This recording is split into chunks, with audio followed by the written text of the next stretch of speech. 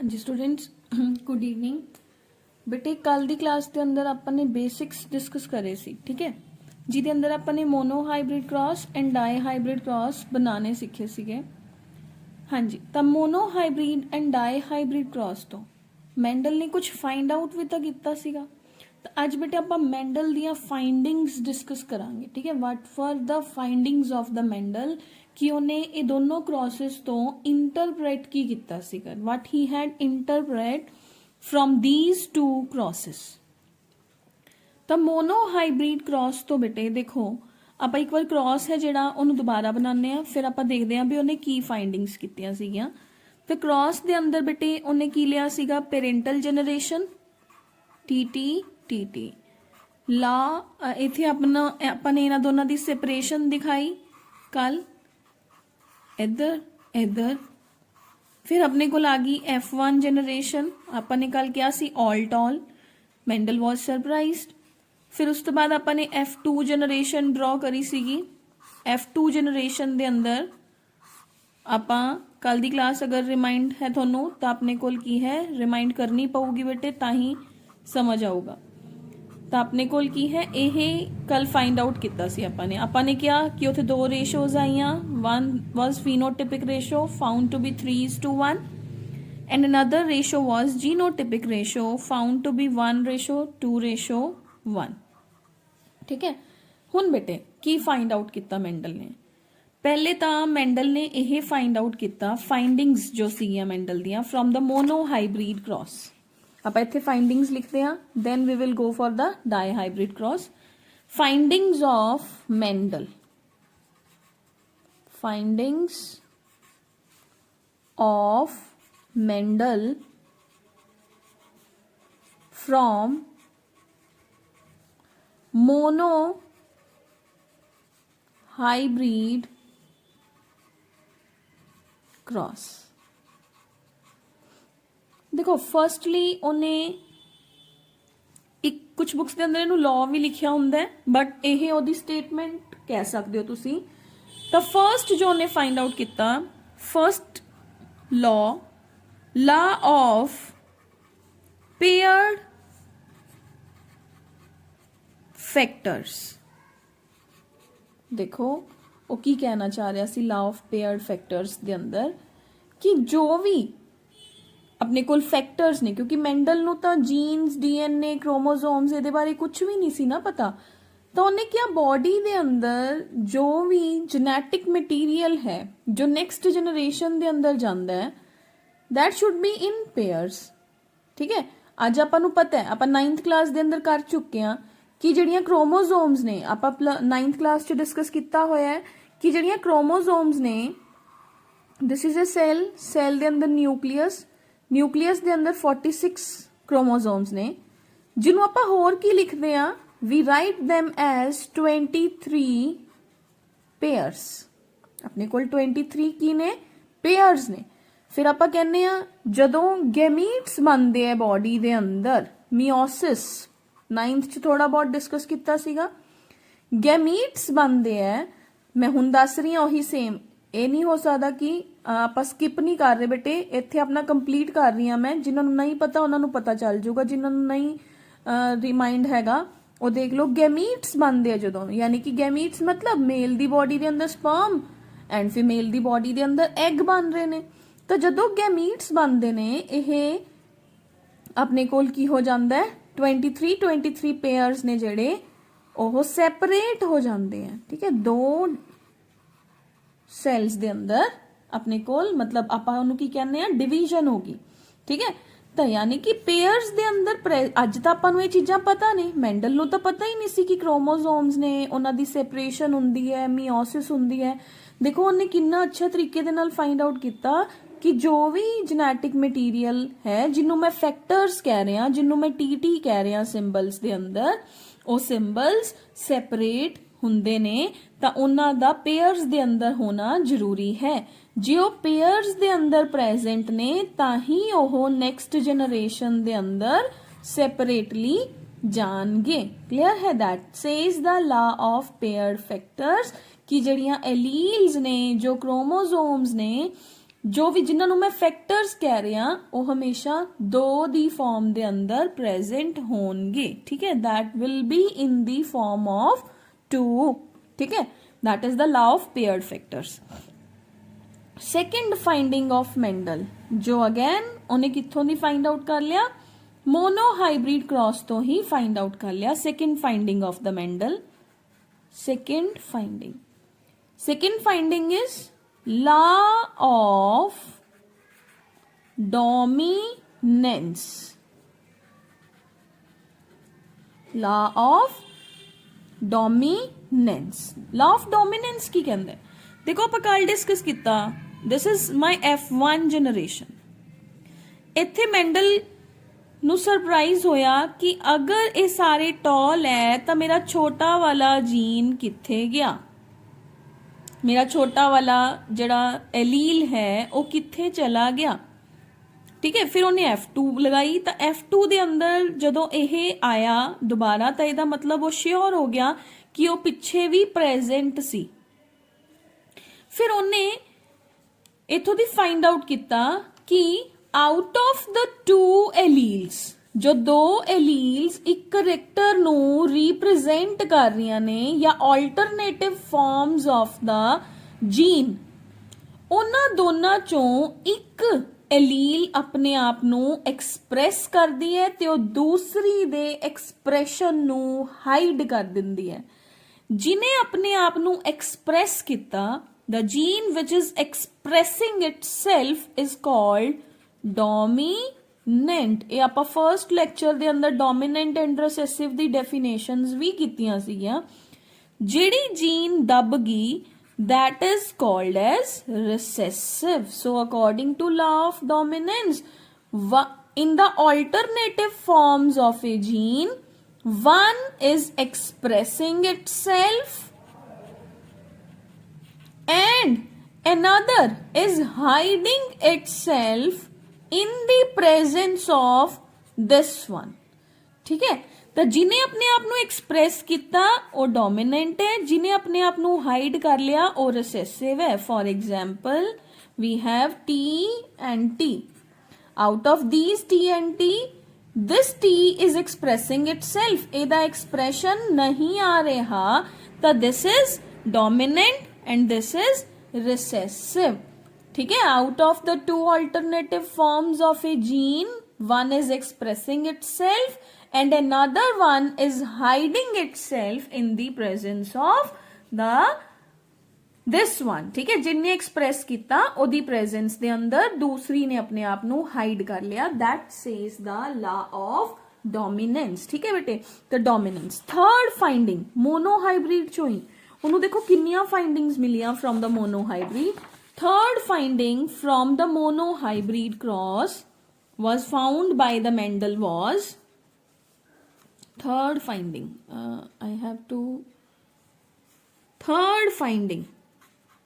third finding was law of segregation, law of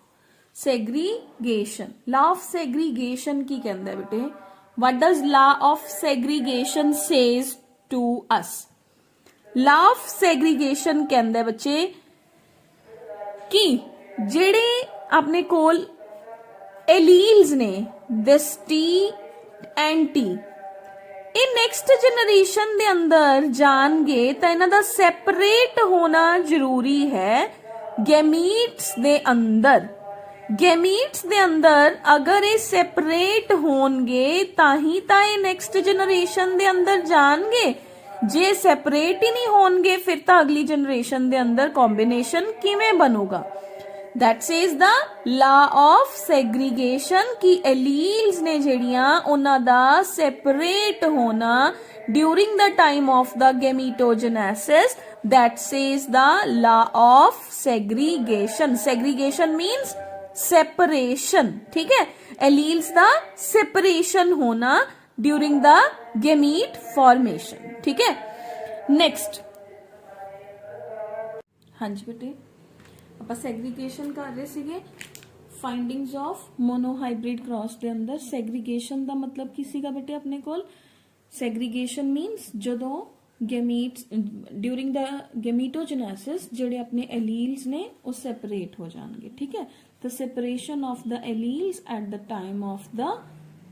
गैमीटोजेनेसिस according to the law of segregation देखो Mendel नु jeans बारे नहीं सी पता ਉਹਨੇ ਕੀ ਵਰਡ ਯੂਜ਼ ਕੀਤਾ ਸੀਗਾ ਉਹਦੇ ਲਈ ਫੈਕਟਰ ਤਾਂ ਮੈਂਡਲ ਕਹਿੰਦਾ ਸੀਗਾ ਜਿਹੜੇ ਫੈਕਟਰਸ ਨੇ ਨਾ ਉਹ ਸੈਪਰੇਟ ਹੋਣਾ ਜ਼ਰੂਰੀ ਹੈ ਬਟ ਹੁਣ ਕਿਉਂਕਿ ਆਪਣੇ ਕੋਲ ਬਾਇਓਲੋਜੀ ਦੇ ਅੰਦਰ ਬਹੁਤ ਸਾਰੀਆਂ ਰਿਸਰਚਸ ਹੋ ਚੁੱਕੀਆਂ ਨੇ we know about genes we know about factors ਠੀਕ ਹੈ ਕਿ ਫੈਕਟਰਸ ਨੇ ਜਿਹੜੇ ਜਿਹਨੂੰ ਮੈਂਡਲ ਨੇ ਫੈਕਟਰ ਕਿਹਾ ਸੀਗਾ ਕਿ ਉਹ ਜੀਨਸ ਨੇ ਹੁਣ ਬੇਟੇ ਇਹ ਤਾਂ ਸੀਗੀਆਂ ਦੋਨੋਂ ਆਪਣੇ ਕੋਲ ਤਿੰਨੋਂ ਫਾਈਂਡਿੰਗਸ ਤਾਂ ਆਪਣੇ ਕੋਲ ਮੋਨੋ ਹਾਈਬ੍ਰਿਡ ਕ੍ਰਾਸ ਚੋਂ ਮੈਂਡਲ ਨੇ ਕੀ ਫਾਈਂਡ ਆਊਟ ਕੀਤਾ ਮੋਨੋ ਹਾਈਬ੍ਰਿਡ ਕ੍ਰਾਸ ਚੋਂ ਉਹਨੇ ਕਿਹਾ ਲਾ ਆਫ ਪੇਅਰਡ ਫੈਕਟਰਸ ਕਿ ਆਪਣੇ ਕੋਲ ਜੋ ਐਲੀਲਸ ਨੇ ਉਹ ਹਮੇਸ਼ਾ ਪੇਅਰਸ ਦੇ ਅੰਦਰ ਹੀ ਹੋਣਗੀਆਂ ਕੱਲੀ ਕੱਲੀ ਨਹੀਂ ਹੋਊਗੀ ਅਗਰ ਉਹ ਪੇਅਰਸ ਦੇ ਅੰਦਰ ਨੇ ਤਾਂ ਹੀ ਉਹ ਨੈਕਸਟ ਜਨਰੇਸ਼ਨ ਦੇ ਅੰਦਰ ਪ੍ਰੋਪਰਲੀ ਜਾਣਗੀਆਂ ਨਾ ਸੈਪਰੇਟ ਹੋ ਕੇ फिर उन्हें क्या ला ऑफ डोमिनेंस की ऑल्टरनेटिव फॉर्म्स ऑफ एलील चों एक अपने आप नो एक्सप्रैस कर दी है दूसरी अपने आप नो दबा लैंदी है जो अपने आप नो एक्सप्रैस कर दी है वो डोमिनेटिंग है जो एलील दब गई वो अपने कोल रिसेसिव है फिर third La of segregation La of segregation है जेड़ा बेटे उन्हें कहा कि ਜਿਹੜੀਆਂ ਐਲੀਲਸ ਨੇ ਉਹਨਾਂ ਦਾ ਡਿਊਰਿੰਗ ਗੈਮੀਟ ਫਾਰਮੇਸ਼ਨ ਸੈਪਰੇਸ਼ਨ ਹੋਣਾ ਜ਼ਰੂਰੀ ਹੈ ਜੇ ਉਹ ਸੈਪਰੇਟ ਹੋਣਗੀਆਂ ਤਾਂ ਹੀ ਨੈਕਸਟ ਜਨਰੇਸ਼ਨ ਦੇ ਅੰਦਰ ਇੱਕ ਵਨ ਫਰਮ ਦਾ ਫਾਦਰ ਐਂਡ ਵਨ ਫਰਮ ਦਾ ਮਦਰ ਆਊਗੀ ਠੀਕ ਹੈ ਤਾਂ ਕਿ ਕ੍ਰੋਮੋਸੋਮਸ ਦਾ ਨੰਬਰ ਹੈ ਜਿਹੜਾ ਉਹ ਮੇਨਟੇਨਡ ਰਹੇ ਨੈਕਸਟ ਬਿਟ ਇਹ ਤਾਂ ਸੀ ਸਾਰੀਆਂ ਫਾਈਂਡਿੰਗਸ ਮੋਨੋ ਹਾਈਬ੍ਰਿਡ ਕ੍ਰਾਸ ਤੋਂ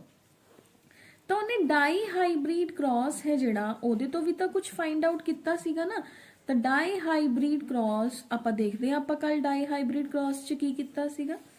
ਡਾਈ ਹਾਈਬ੍ਰਿਡ ਕ੍ਰਾਸ ਦੇ ਅੰਦਰ ਆਪਾਂ ਨੇ ਕੱਲ ਕੀਤਾ ਸੀਗਾ ਕਿ ਆਪਣੇ ਕੋਲ ਆਪਾਂ ਡਾਈ ਮੀਨਸ ਜਿਹਦੇ ਚ ਆਪਾਂ ਦੋ ਕਰੈਕਟਰਸ ਦੇ ਨਾਲ ਇੱਕ ਟਾਈਮ ਤੇ ਡੀਲ ਕਰਾਂਗੇ ਉਹ ਆਪਣਾ ਡਾਈ ਹਾਈਬ੍ਰਿਡ ਕ੍ਰਾਸ ਹੈ ਆਪਾਂ ਨੇ ਕੀ ਚੂਜ਼ ਕੀਤਾ ਸੀਗਾ colour of the seed and shape of the seed ਆਪਾਂ ਨੇ ਆਲਟਰਨੇਟਿਵ ਸਾਈਡ ਤੇ ਕੀ ਲਿਆ ਸੀਗਾ YYRR ਫਿਰ ਆਪਾਂ ਨੇ ਉਹਦੇ ਸੈਪਰੇਸ਼ਨ ਦਿਖਾਇਆ ਗੈਮੀਟ ਫਾਰਮੇਸ਼ਨ ਦਿਖਾਈ YR F1 ਜਨਰੇਸ਼ਨ ਦਿਖਾਈ ਸੀਗੀ ਕੱਲ ਆਪਾਂ ਨੇ YYRR ਠੀਕ ਹੈ ਫਿਰ ਆਪਾਂ ਨੇ ਜਿਹੜੀ F1 ਜਨਰੇਸ਼ਨ ਆਈ ਸੀਗੀ F1 ਜਨਰੇਸ਼ਨ ਤੋਂ F2 ਜਨਰੇਸ਼ਨ ਕੱਢਣ ਲਈ ਆਪਾਂ ਨੇ ਪੋਸੀਬਲ ਟਾਈਪ ਆਫ ਜਿਹੜੇ ਗੈਮੀਟਸ ਸੀਗੇ ਉਹ ਆਪਾਂ ਨੇ ਕ੍ਰੀਏਟ ਕਰ ਲਏ ਸੀਗੇ ਥੀਸ ਆਪਾਂ ਉਹਨਾਂ ਨੂੰ ਹੌਰੀਜ਼ੌਂਟਲ ਤੇ ਵਰਟੀਕਲ ਲਾਈਨਸ ਦੇ ਅੰਦਰ ਲਿਖ ਕੇ ਆਪਾਂ ਨੇ ਉਹਨਾਂ ਨੂੰ ਕੀ ਕੀਤਾ ਸੀਗਾ 16 ਬਾਕਸਸ ਦੇ ਅੰਦਰ ਐਜ਼ ਵੀ ਆਲ ਨੋ ਕਿ ਆਪਾਂ ਨੇ ਉਹਨਾਂ ਨੂੰ 16 ਬਾਕਸਸ ਦੇ ਅੰਦਰ ਕੱਲ ਡਰਾ ਕੀਤਾ ਸੀਗਾ ਇਹੀ ਡਰਾ ਕੀਤਾ ਸੀਗਾ ਹੈਵ ਯੂ ਆਲ ਨੋ ਠੀਕ ਹੈ ਤਾਂ ਆਪਣੇ ਕੋਲ ਇਹ ਜਿਹੜਾ ਹੈ 16 ਬਾਕਸਸ ਦੇ ਅੰਦਰ ਆਪਾਂ ਨੇ ਡਾਈ ਹਾਈਬ੍ਰਿਡ ਕ੍ਰਾਸ ਦੀਆਂ ਫਾਈਂਡਿੰਗਸ ਕੱਲ ਕੱਢੀਆਂ ਸੀ ਹੁਣ ਆਪਾਂ ਨੇ ਜਦੋਂ ਇਹਦਾ ਰਿਜ਼ਲਟ ਫਾਈਂਡ ਆਊਟ ਕੀਤਾ ਸੀਗਾ ਰਿਜ਼ਲਟ ਕੀ ਫਾਈਂਡ ਆਊਟ ਕੀਤਾ ਸੀ ਬੇਟੇ this was the result of your dihybrid cross yellow round yellow wrinkled green round green wrinkled ratio की आई सी 9:3:3:1 हुन मेंडल ने की फाइंड आउट किया आपां हुन देखदे हां मेंडल ने डाईहाइब्रिड क्रॉस दी F2 जनरेशन दे अंदर जदों phenotypic रेशो फाइंड आउट कीती phenotypic ratio in dihybrid cross was found to be 9:3:3:1 ठीक है what he had said कि जेडे 9 ने वो मेरे को की ने yellow with round next 3 की ने मेरे को yellow with wrinkled next 3 की ने green with round 1 की है green with wrinkled ठीक है यानी कि इनिशियली पेरेंटल पॉपुलेशन दे अंदर अगर देखा जाए तो अपने कोल आ चीज तो है ही नहीं सी, yellow with wrinkled and green with round, ये चीज तो है ही नहीं सी ना। इनिशियली तो अपने कोल की सीगा, yellow with round and green with wrinkled, ये चीज सी। ਤਾਂ ਇੱਥੋਂ ਦੀ ਉਹਨੇ ਆਪਣਾ ਥਰਡ ਲॉ फाइंड आउट किया, फोर्थ लॉ। ठीक है, वैसे लॉज दो ही ने बेटे, लॉ ऑफ सैग्रीगेशन एंड एक जिहड़ा मैं दस रही हाँ, इन्हां नूं हुण मैंडल ने तो इन्हां नूं लॉ ही किया सीगा, बट हुण मॉडर्न जिहड़ी साइंस है उहदे अंदर इन्हां नूं स्टेटमेंट्स दी फॉर्म दे अंदर ही इंक्लूड किया जाता है। ठीक है, बट बुक्स दे अंदर it is written as law of paired factor, law of dominance, law of segregation. तो आपां इन्हां नूं लॉ दी फॉर्म दे अंदर ही रीड करांगे। तो अपने को आ गया लॉ ऑफ, थर्ड उन्हें फाइंड आउट किया, law of independent assortment, law of independent assortment. Clear.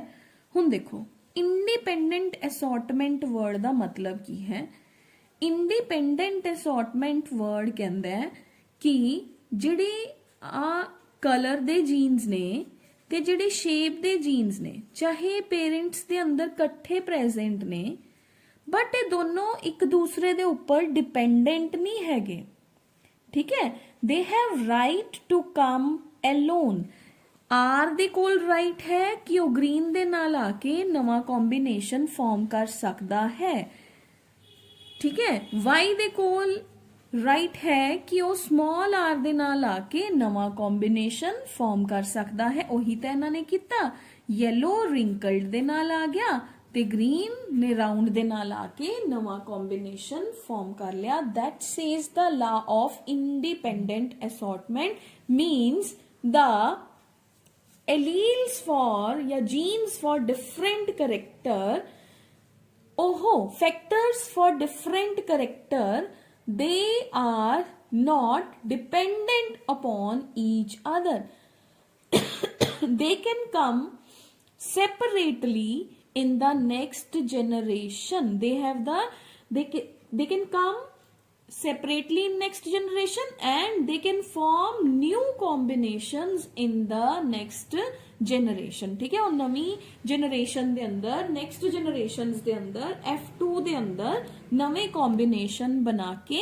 आ सकते हैं। ठीक है, तो this is about your laws of Mendel. ठीक है, कल अपन ने बेसिक्स किते सी, अज अपन लॉज पता चल गए। पहले अपन ने डेफिनेशंस क्लियर की फर्स्ट डे दे अंदर, सेकंड डे दे अंदर अपन ने लॉज बनाने सीखे, थर्ड डे दे अंदर अपन ने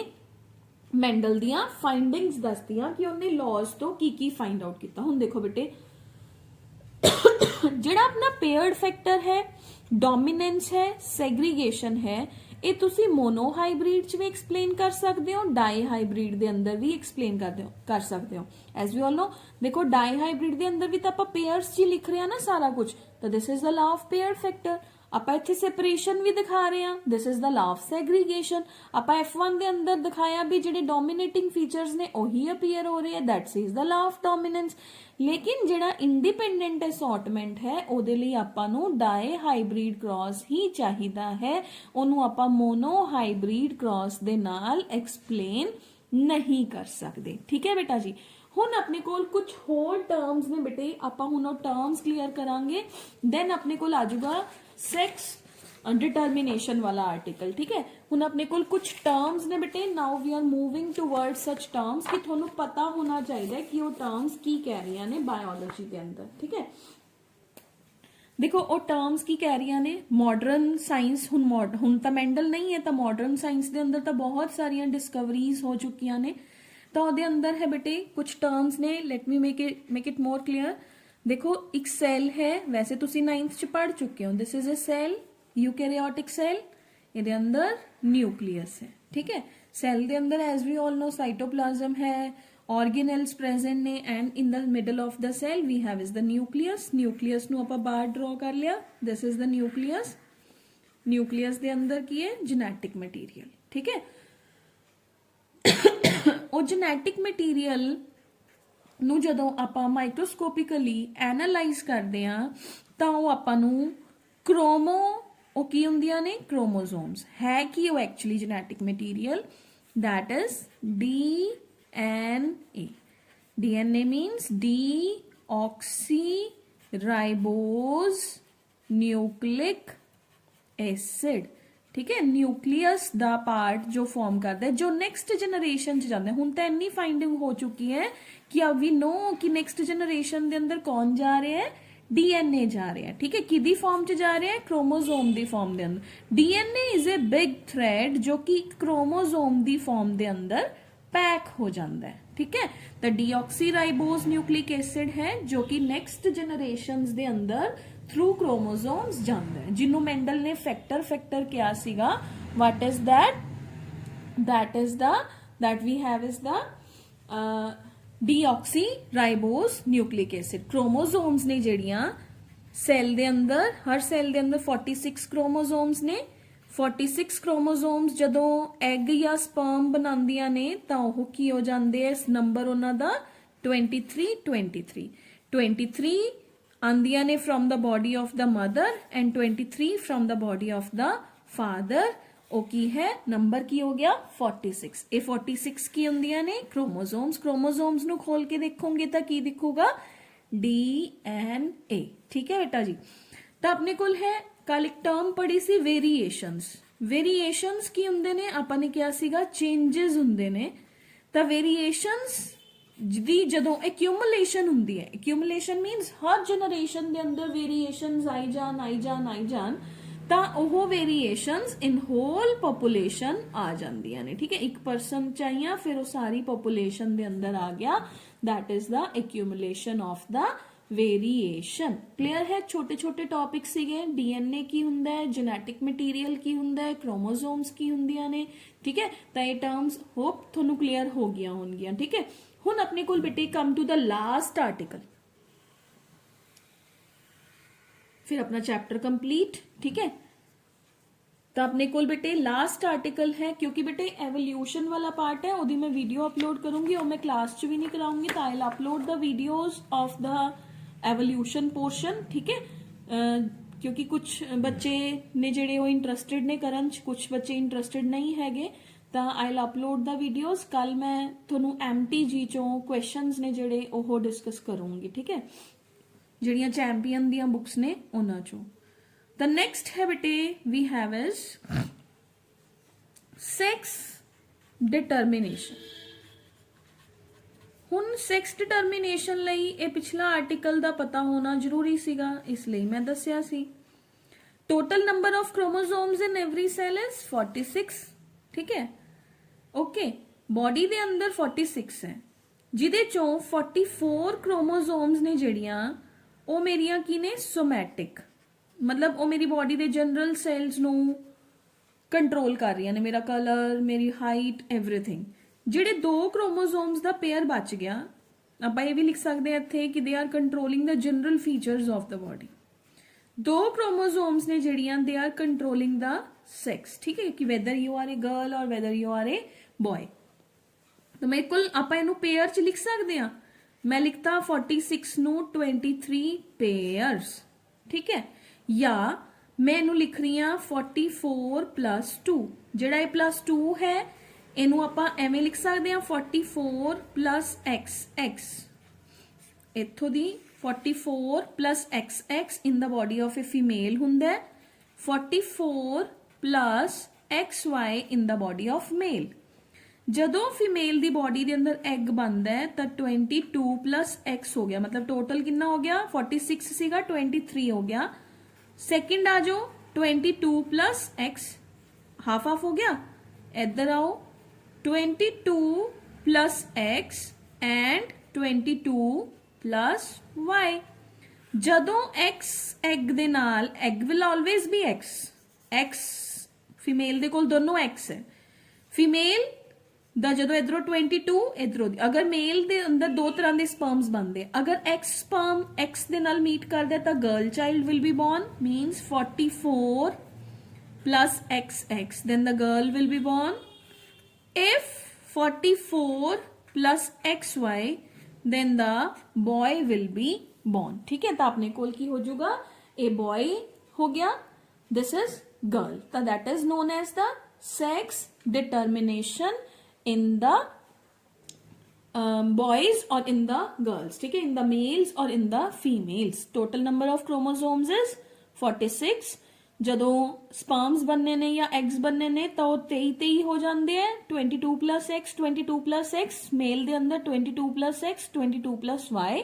अगर एक्स ਦੇ ਨਾਲ एक्स मिलिया girl child will be born, X ਦੇ ਨਾਲ वाई मिलिया तो boy child will be born. ठीक है बेटे, तो ਇਹ ਆਪਣੇ ਕੋਲ ਹੋ ਗਿਆ बेटे अपना ऑलमोस्ट ਜਿਹੜਾ अपना हेरिडिटी वाला चैप्टर है वो मैं सारा हेरिडिटी वाला पार्ट है ਜਿਹੜਾ चैप्टर ਦਾ वो अपना हो गया। एवोल्यूशन दी मैं सिर्फ वीडियो ही अपलोड करूंगी एज यू ऑल नो, ठीक है, तो मैं क्लास च भी नहीं कराऊंगी, तो कल प्रोबेबली MTG चो क्वेश्चंस डिस्कस करांगे, फिर वो मैं तुहानू दस दूंगी कि हाउ टू डू, ठीक है।